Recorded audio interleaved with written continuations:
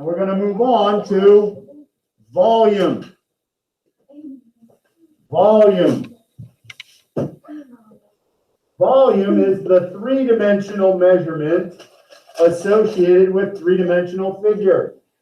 So every three-dimensional shape has surface area. The outside, how many square units it takes to cover the outside. But the amount of space that it takes up is called volume. It's a word you've used before, right? When do you use volume? No, if you're, so when you talk about the volume of your hair, what does that mean? Like how much it puffs out, right? It's not flat. It has like more, it takes up more space. Okay, volume is the amount of space that a shape takes up. And it is measured in how many cubes it takes to fill the shape. Okay? This is a rectangular prism. And in the bottom of it are 1 centimeter cubes, right? These cubes are 1 centimeter on each side. Not really, I think they're actually 1/4 inches, but we'll say 1 centimeter because the math is easier. So if I smash in a layer of these cubes in the bottom, which I did about 10 years ago, and it's still holding together, how many centimeter cubes are there in the bottom of this shape? Wait a second, how is this thing together? It's taped. It's all taped together. Do you think you can do Okay, it? so there are 5 cubes in this direction, and there are 10 cubes in this direction.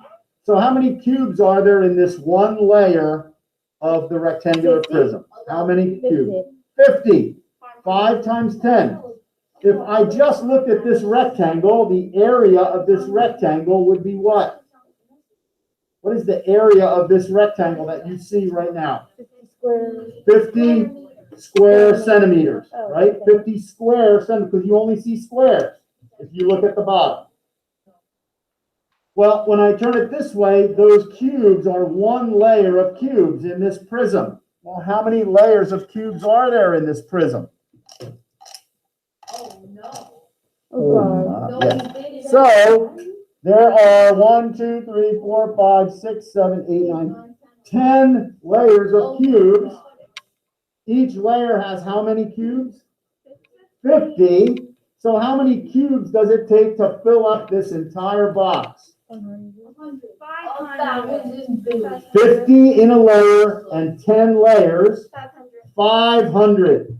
The volume of this little rectangular box is 500, not squares, cubic centimeters. Cubic. They're cubes. 500 cubes to fill this up. That is volume. Okay? What a very short discussion on volume. No, there's more, lots more. Dang it. All right. So, for any prism, and this is on your notes page also, on the back of your notes page. Okay? For any prism, the volume of the prism is the area of the base. The area of the base is one layer of cubes, right? If it was this, it would be one layer of cubes that fills this triangle, which would be the area of this triangle. For this one, it would be one layer of cubes that fills this hexagon, right? That would be the area of this hexagon. How many cubes is in one layer? So it's the area of the base, whatever shape the base is, times the height of the prism, which is the distance between the two bases. That's the height of the prism. This one, it's the distance between these two triangles. That's the height. This one, it's the distance between the two hexagons. That's the height. So it's the area of the base, we use a capital B for that, times the height. In a rectangular prism, like this one, it's very simple to get the area of the base. It's length times width. Length times width. So the volume of the whole thing, the whole rectangular prism, is length times width, that's the area of the base, times height. Length times width times height. That's the volume of a rectangular prism. Length times width times height. We'll get to triangles in a second. Okay? Triangles are a little more complicated. But these are the two that you have to be able to do. Back to the book. Backwards now on page 640. The book does volume before surface area, but we did it the other way around. Okay? So, page 640 in your book talks about what I just went over. The volume of a rectangular prism is the volume of any prism, area of the base times the height. For a rectangular prism, the area of the base is length times width. And so the volume of a rectangular prism is length times width times height. You just multiply the three measurements together. You should have done this last year. Last year. Anyone remember doing this last year? Volume of a rectangular prism? No? Oh, That's because it was during optional school time. optional. Okay? So in the book, it does the same discussion here about one layer of cubes and how many layers it is the height. Okay? Wait, school is optional? Last year, there were no grades, right, in the spring. Yeah, no one did it. Okay, so no one did it. People that cared did it, Carlos. Okay, so find the volume of a rectangular prism if they give you the three measurements, length, width, height. Make sure they're the three different directions, right, of the cube, of the prism. You multiply them together, and your volume is in cubic units. Centimeters to the third, or centimeters cubed, right? Because it's how many cubes does it take to fill up the shape. So, you definitely need a calculator with this one because it has a decimal in it. What is the volume of this rectangular prism? So, some people get confused about volume if you think about the V like being a funnel and like how many cubes you would use in that V to fill up the shape. That's a stretch, but getting confused between volume and surface area, because I could give you the same picture and ask either of those questions, right? What is the surface area of this box, or what is the volume? You need to know the difference between those two things. Surface area, how many squares it takes to cover the outside. Volume, how much space it takes up. Think about Tori's hair, right? We want Tori's hair to have more volume. We want it to take up more space. Use the volumizer, or whatever you use, right?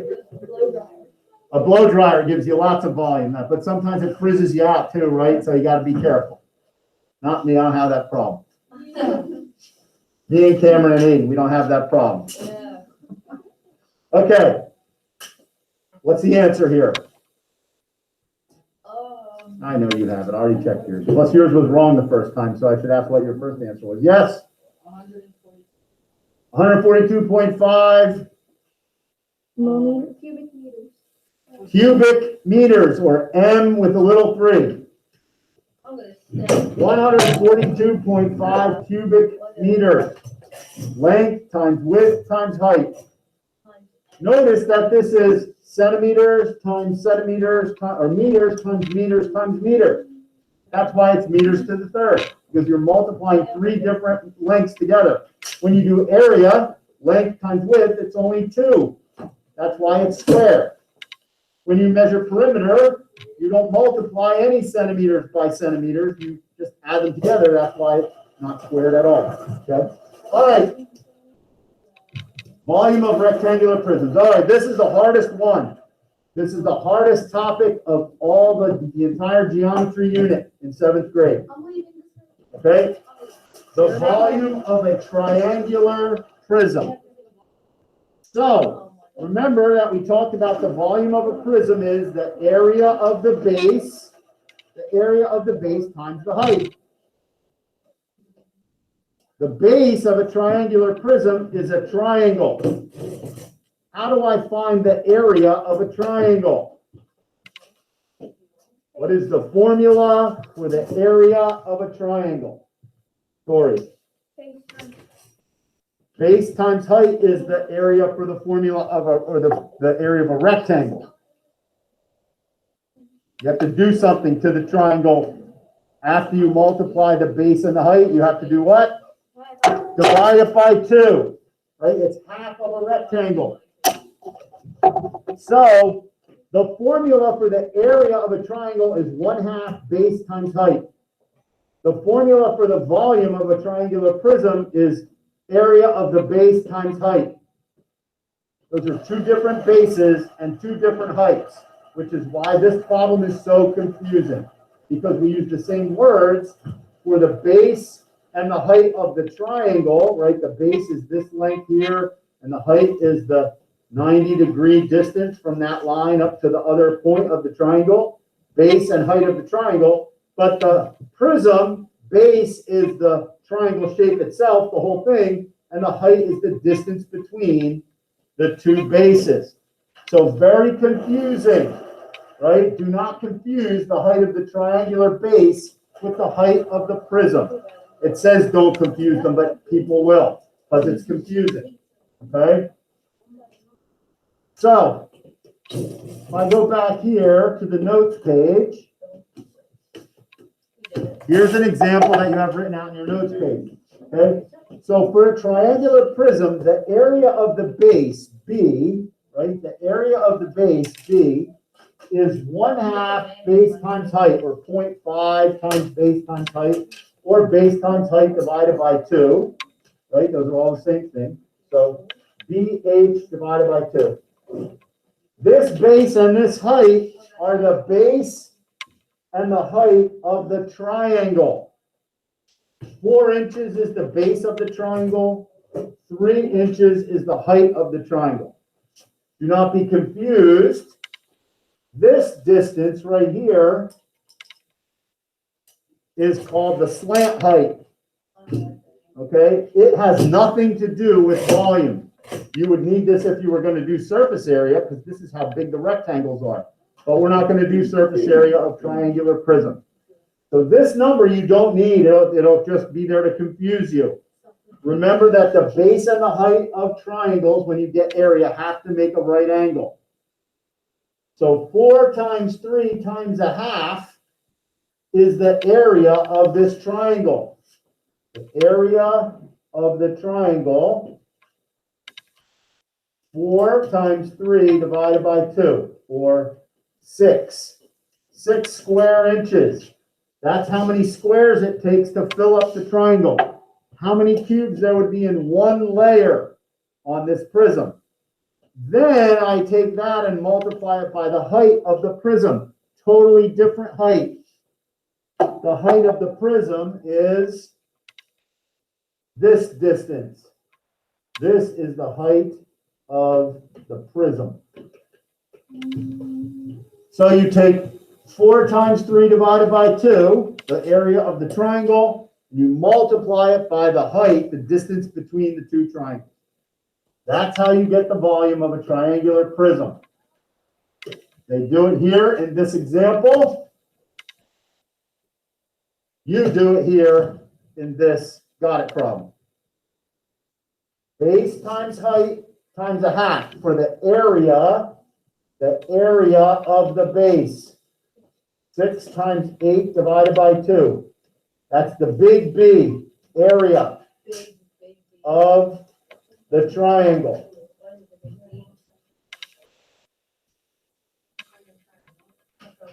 And you multiply that by the height. This is the height of the prism.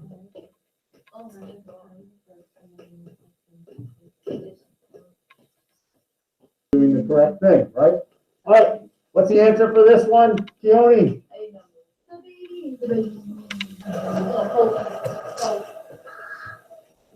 No, it's not written down in your book. Did you not do it?